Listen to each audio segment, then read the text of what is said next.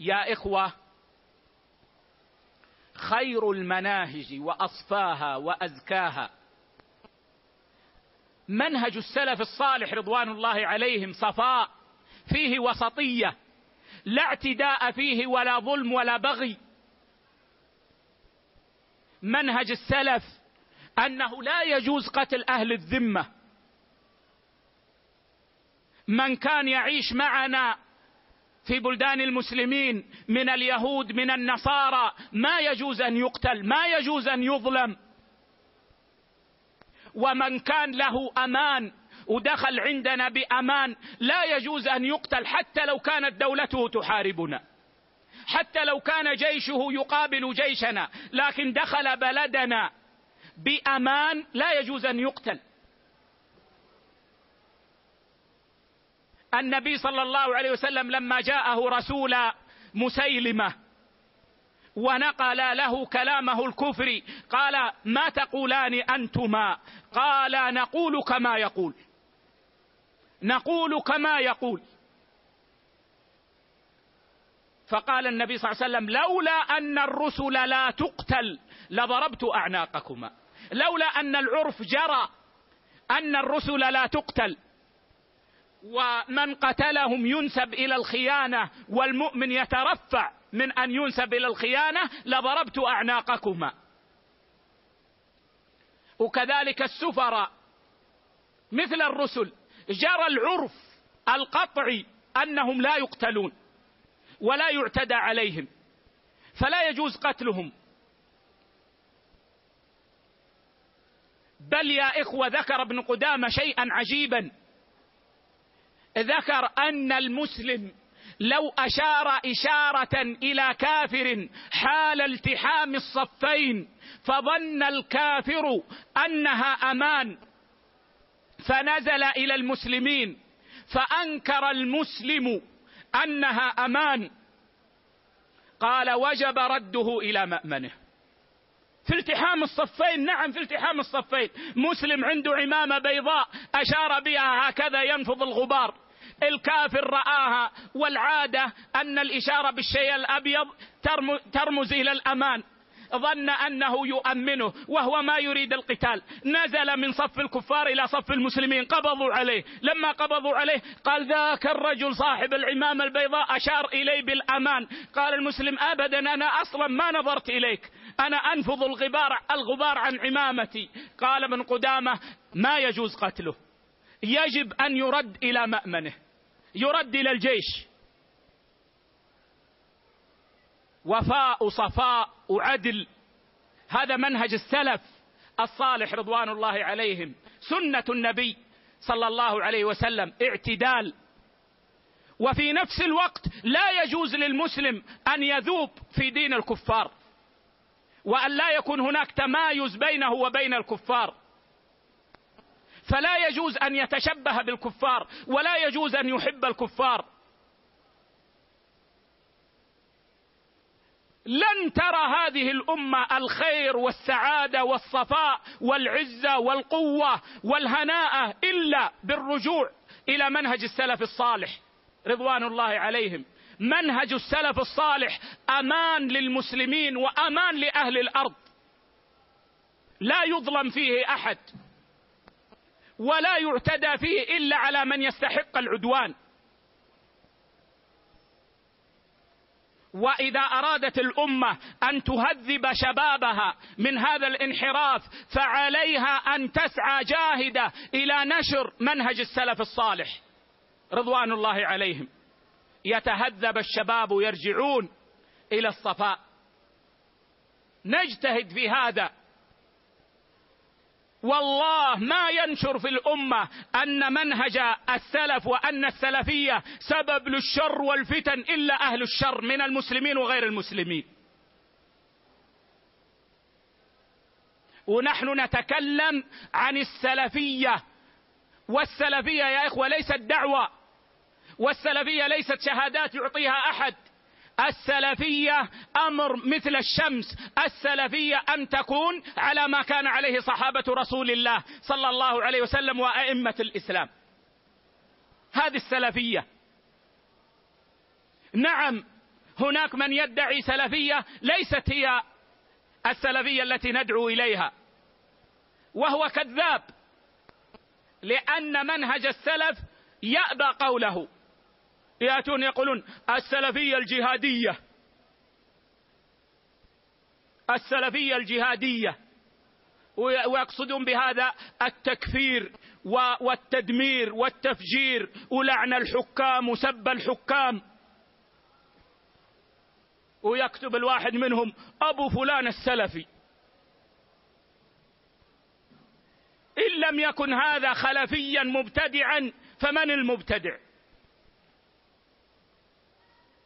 ويهاجمون السلفيين الذين على السلفية الخالصة ويقولون مرجئة ومع الحكام لأنهم أصحاب أهواء أولئك، وهم يعرفون أن المناهج الباطلة لن تروج إلا إذا شوهت السلفية الحقة، وإلا فالسلفية الحقة سد في وجوه أهل البدع.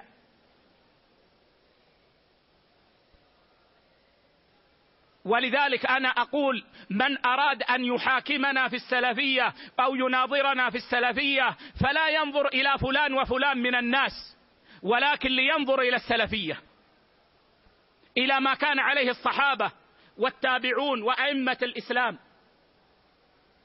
والذين يعملون بهذا اليوم كثر ولله الحمد والمنة، كثرهم الله ونفع الله الأمة بهم.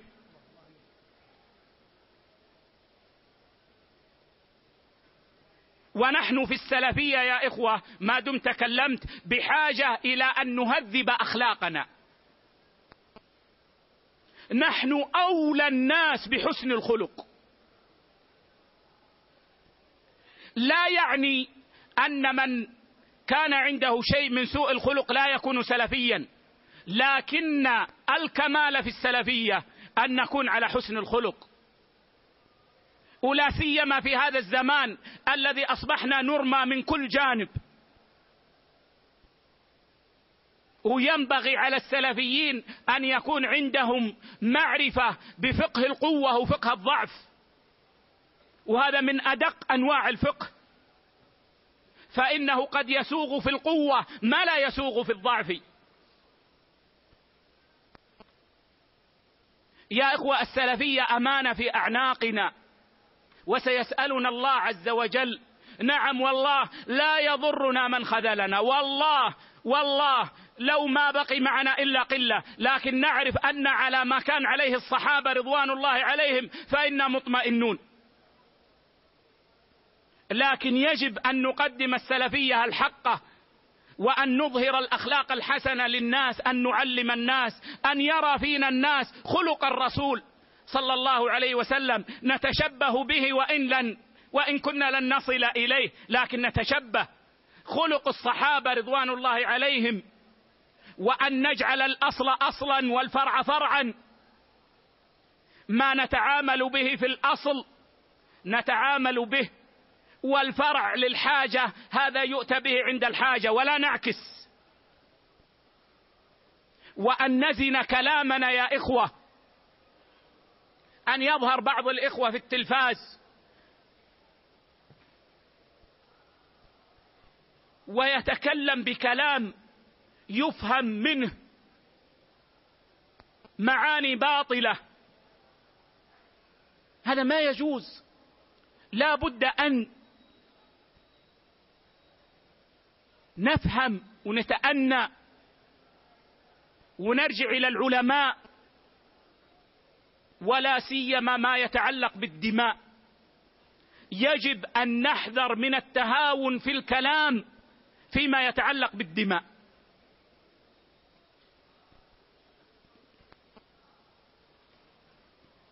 مرة سمعت أحد الإخوة يقول كل من انتسب إلى الجماعات الحزبية فهو من الخوارج، والخوارج يجوز قتلهم. لا والله، لا والله. نعم، عندما يقول العلماء من الخوارج أي أن فيهم من صفات الخوارج، فمنهم من يصل به الأمر إلى أن يكون خارجيا بأن يستحل السيف في الأمة ويكفر من يخالفه، ومنهم من يبقى على صفة من صفات الخوارج، لكن لا يحل قتل من كان في صفة من الخوارج.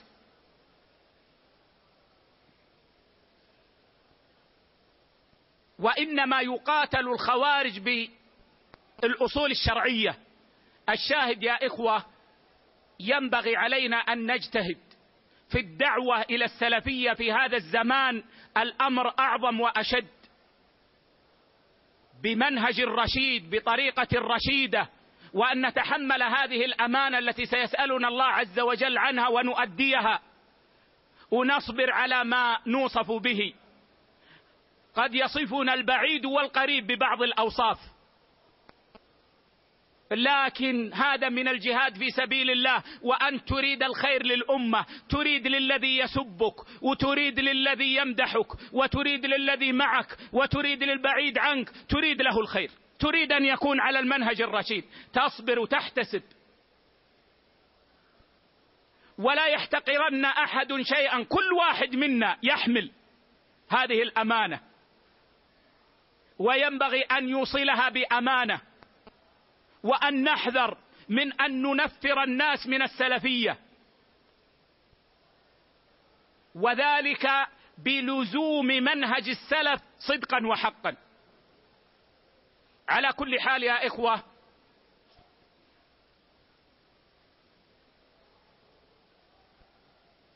منهج السلف هو المنهج الذي فيه غاية الوسطية، ومنه